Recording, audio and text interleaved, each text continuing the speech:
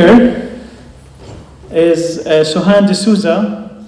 He's a Muslimish organizer in Boston, Cambridge. I don't know if you go more specific. President of the Secular Society of MIT. Sohan is a graduate student at the MIT doing research in computational social science and the ethics of artificial intelligence. He has long led the Secular Society of MIT and has been active in Boston area secular activism, atheist organization, and counterapologetics. He experienced his childhood and much of his adult life in the United Arab Emirates. He has also been active in theater and comedy. He's a stand-up comedian, so we're going to see a glimpse of humor in this presentation. To save time, the abstract is in your hands in the program, so I'm going to take no further ado and introduce Sohan.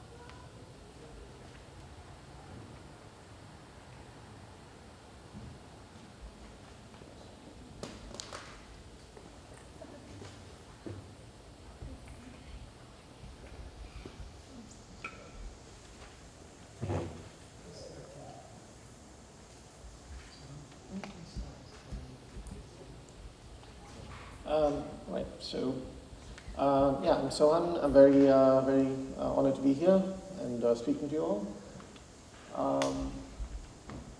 My talk is basically about not just limited to evolution. I'll be also talking about some of the other scientific apologetics.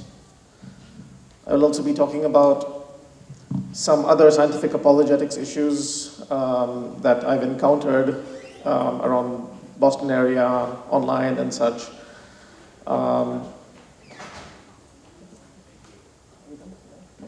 Where's the clicker?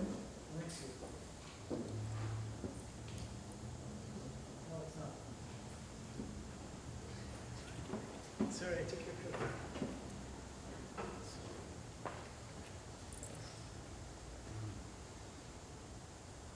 clicker. So the first thing I want to talk about is just looking at scientific apologetics. I mean, there's many kinds of apologetics in theism in general.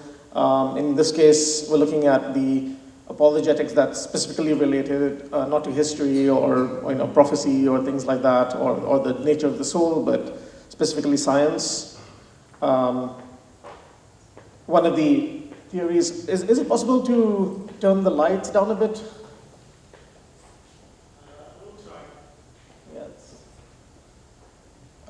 So one way of going about this, as some have proposed, like Stephen Jay Gould, about non-overlapping magisteria, that science and religion answers very different questions. And another way is looking at a more literalistic approach. This approach is actually more common in Christianity, Christian apologetics, and especially like Answers in Genesis and other such institutes. I'm actually going to be, a lot of this is actually going to sound a lot like an apologetics talk, because I'm going to be presenting a lot of apologetics arguments. This is kind of meant to be an overview of such. The inherent view is like literalism, but it's more of trying to find ways to have conformity between the scripture and, between scripture and the science, like basically reconciling. Finding reconciliation between the scripture, basically saying that the scripture is inerrant. There's nothing that in the scripture that is in error. If you find some kind of contradiction, it's basically some issue with your interpretation. And one of the other ways that apologetics works with theism is foreknowledge. this seems to be more something to do with like with Islam than Christianity. It's like the scientific miracles of the Quran, for example. That's a well-known meme in Islamic apologetics. Specifically, Bucaillism. This is named after Maurice Bucaille, who was in the 70s a physician to the Saudi king, and he was probably one of the founders of Islamic scientific apologetics, where he claimed that things in the Quran were similar to scientific knowledge, and how could people back then have known about these things, and so on. So we'll start from the very, very beginning, the beginning of the universe. So this is a well-known Christian apologist, rather Judeo-Christian apologist, Gerald Schroeder. What he does is basically look at the scientific knowledge, what we have about the universe, the expansion, the sequence of events, and fits that to the interpretation of Genesis that has, it takes into account a lot of time dilation. So it's like the universe was expanding and the time time passed in a different way then than it did now. So that's one way, like Judeo-Christian apologists try and reconcile Genesis with the scripture. Whereas in the case of Islamic apologists, they have a slightly easier job here because there isn't a clear, it doesn't proceed in a chronological order. There's no clear, okay, this happened, then this happened on the next day, this happened on the next day. It's kind of all over the place. One well-known apologist is Harun Yahya, and he, this Turkish guy who came up with this idea of the expansion of the universe being related to like the way it's described in scripture, where you have the heavens and the earth being joined. This is something you'll see in many apologetics. Scientific apologetics claims that this refers to the Big Bang, for example. Although it's not like there was the heavens and the earth. I mean, one way to interpret this, okay, there's the heavens and the earth, and boom. But then again, this isn't quite the case of there being a distinct heaven and a distinct earth. It's like you could say there was matter, it was all like kind of mixed together.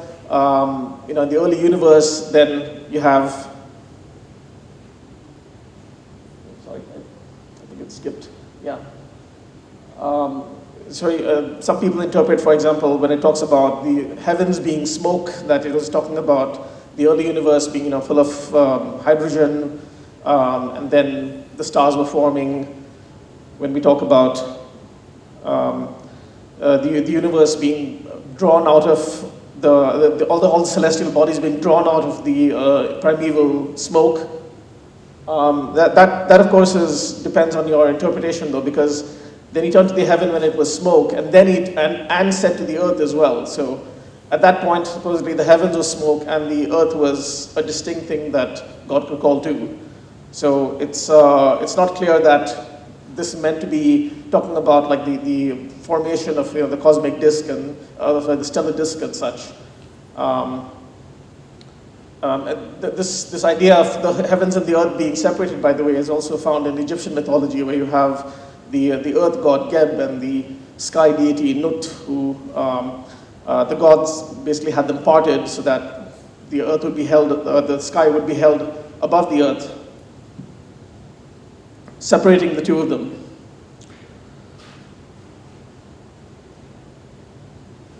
Next, I'm going to be talking about some issues with interpretations of the solar system in Islam. So these are a couple of verses that talk about the orbits of the sun and the moon. Now, this somehow is being used by some apologists to claim that that heliocentrism was known, is foreknowledge of heliocentrism in the Quran, because the moon has an orbit around the earth and the sun has an orbit around the center of the galaxy. It's a bit of a stretch, though, because the critical thing in heliocentrism is the orbit, is the rotation of the earth. This is also indicated by this verse that talks about the sun not catching up with the moon and the night not overtaking the day. Each in its orbit is swimming. So the idea of the sun and the moon and swimming in their orbits, and not mentioning anything about the orbit of the Earth or the rotation of the Earth. Just sounds a lot like geocentrism, actually. Who believes in orbits of sun and moon? That's geocentrists. It's a bit of a stretch to kind of put it towards the sun orbiting around the center of the galaxy. Next, I'm going to be talking about the Earth. So there's various ways that the various points at which the Quran mentions the creation of the heavens and the Earth in 6 days. This is one of the cases. It comports with the Bible. Now, I'm not going to go into the whole 6 literal days thing or not. Let's say that days refers to periods of time. So we have these periods of time during which the 7 heavens were created within 2 days, right? And then the nearest heaven was adorned with lamps. This is the 7 heavens has been taken to mean either like layers of the atmosphere, of which there aren't actually 7, or the 7 planets. But that doesn't comport with like the nearest heaven being adorned with lamps, though, because, well, if the nearest heaven is one of the planets, for example, then that doesn't quite match up with our knowledge of the solar system. Again, it mentions the Earth being created in 2 days, but the Quran also mentions that the Earth's sustenance was created in 4 days, and at the same time that the Earth was being adorned with mountains and such. That doesn't quite add up to 6 if you include the amount of time that took to create the heavens.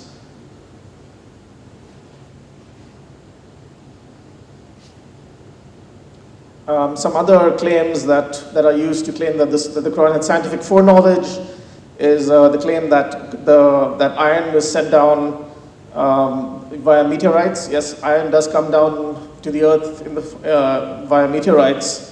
However, this knowledge was also known to the Egyptians, who in hieroglyphics described iron as being from the sky. And another one is this idea of the mountains being stakes to stabilize the earth as pegs sometimes. This is, that's not quite how mountains work, because mountains actually don't really stabilize anything. They actually, what happens when the crust, crashes into crusts in tectonic plates crash into each other, mountains are created. They don't really stabilize anything. They do go down into the earth, but they don't really stabilize anything.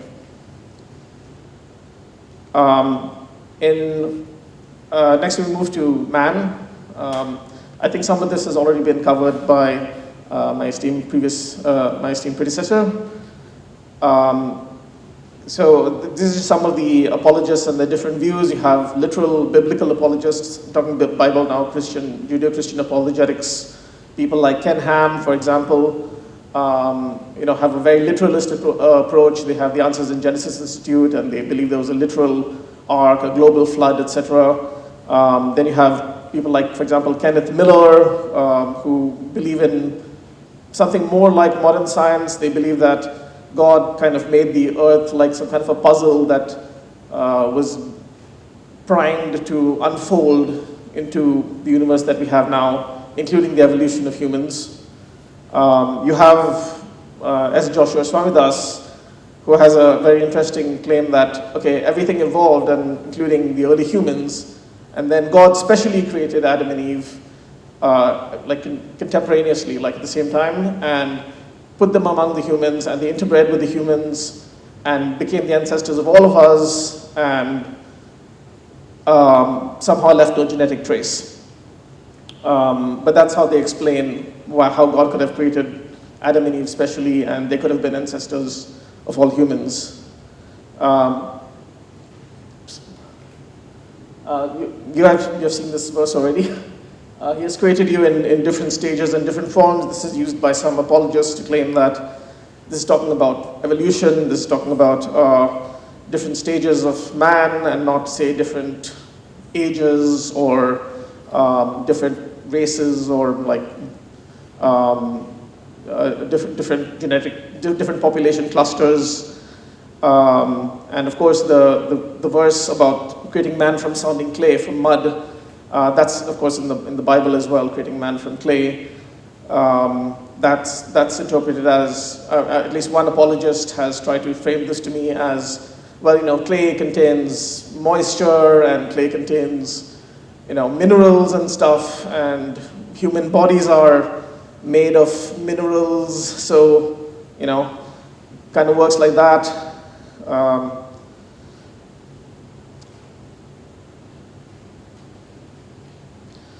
Regarding the Ark, Noah's Ark, this is supposedly a population bottleneck, at least in literalist Christian interpretation. This is a population bottleneck, and all of humanity is reduced to to this one family and their sons and their wives, who go on to repopulate the earth along with all the creatures. It's a bit of a stretch though, because there are the other verses, for example, which talk about Noah, desiring that no other human be left on the earth. There's a verse which talks about a son of Noah trying to get on a mountain and not surviving the flood waters, which would mean that there'd have to be some kind of a basin, I suppose, a flood basin, and then a mountain in it which is not higher than the flood basin, because otherwise, the waters would just drain off elsewhere. And also, taking two of each animal, even if it wasn't every animal on earth, it would kind of make really more sense to just kind of march over the next hill, one would think. Just a possibility.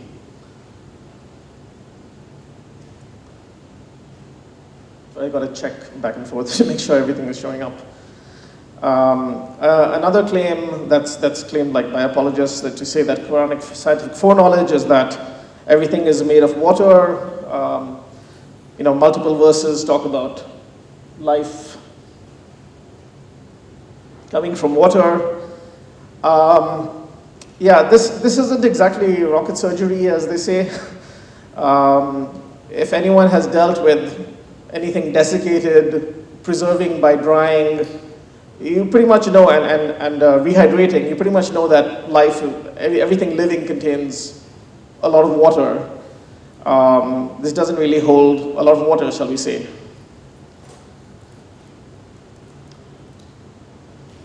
Am I supposed to be pointing this a certain way? Oh. And also this idea of of everything being divided into male and female. This is not the only verse which talks about it, but there are multiple verses that talk about we created you in pairs, male and female. Okay, I mean the general observer might see this like someone just looking at plants and animals around them, looking at the farm or whatever.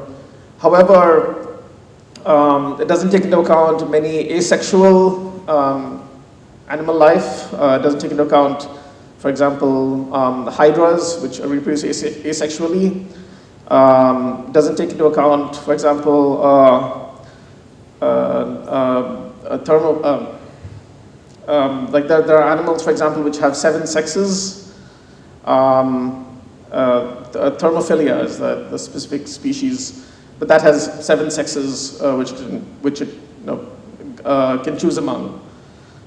So that isn't quite, it's an edge case, it's an exception to the rule, but still that's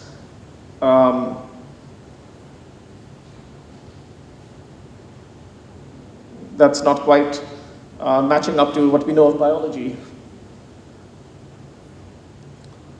And other cases, this is another thing you'll hear, that semen is created between the backbone and the ribs. It's claimed that this is referring to the backbone, meaning the bottom of the spinal column, and the ribs just meaning like the front of the body. So, but that could mean like anywhere